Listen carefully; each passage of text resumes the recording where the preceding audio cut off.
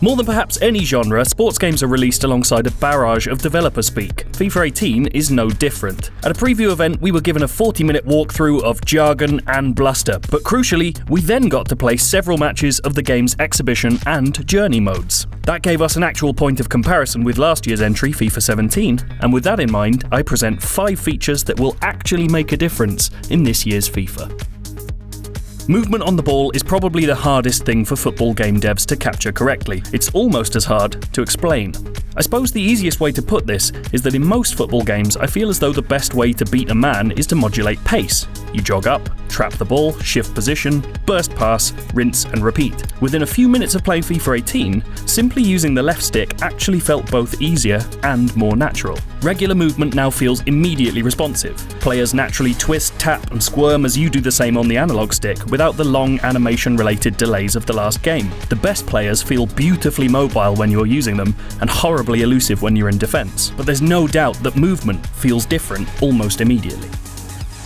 In a basic sense, The Journey's second season, or the hilariously dramatic The Journey Hunter's Return, as we're supposed to call it, is a simple continuation of the first FIFA story mode. Boy done good Alex Hunter is back, and through the miracle of safe transfers, is beginning his next chapter with your chosen club. EA's touting the main change as the fact that you can now customize Alex, gearing him up with the best sports casual clubber and a ludicrous haircut. It's also hinted at sections where you play as different characters, and nodded towards the lure of football outside of England with the inclusion of Cristiano Ronaldo as a voiced character. To me though, it's the change in tone that feels different.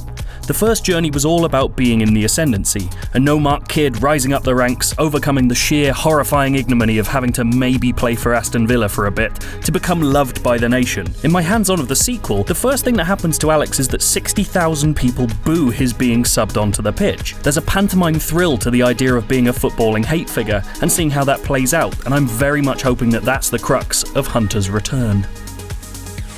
FIFA's shot for authenticity with its stadia before, of course, the right look, the right chance, but this time they're aiming for something less tangible, the right feeling. That's pushed for partly by making clear the differences between different countries' approaches to watching the game. South American crowds, for example, are peppered with gigantic multi-tier flags, their stadiums lit to look warmer and more humid than their Western European counterparts. The crowds themselves now feel more like a group of people than the bacterial uniform 2D sprites they once did. They'll swarm towards celebrating players, even climbing over seats to get to a prime hugging position. It looks almost unnerving compared to the stately, respectful crowds of old. Playing FIFA with friends almost always means foregoing substitutes because of flow-breaking menus and complex ethics disputes about when it's cool to press pause. FIFA 18's solution is remarkably simple. As games wear on, any break in play will see an unobtrusive bar pop up in the corner, suggesting a possible substitute, perhaps to replace a tiring winger or a yellow-carded defender. Hold the right trigger, press X, and the sub immediately comes on. The developers promise that an algorithm is working out who's ripest for swapping, but the players can also set preferred subs before matches or in the edit menus. This sounds excellent, although anecdotally when my hands-on partner tried to set a preferred sub, he accidentally put Cesc Fabregas in goal for Chelsea without realising, and I absolutely smashed him. Make of that what you will. Engine improvements are perhaps the most nebulous developer promises we're given each year, but EA has gone some way towards proving that its second year with Frostbite has really made a difference. During our presentation, a picture of Chelsea's Eden Hazard in FIFA 17 was flashed up, followed by the same player in FIFA 18, and the crowd actually gasped. Much is made every year of FIFA's perceived style over substance philosophy, but it's impossible to deny that there's some real substance to the style this time. FIFA 18's instant replay feature looks more like Uncharted 4's photo mode at this point, with beautiful lighting and depth of field effects playing across pitches full of immaculately sculpted, sweaty people.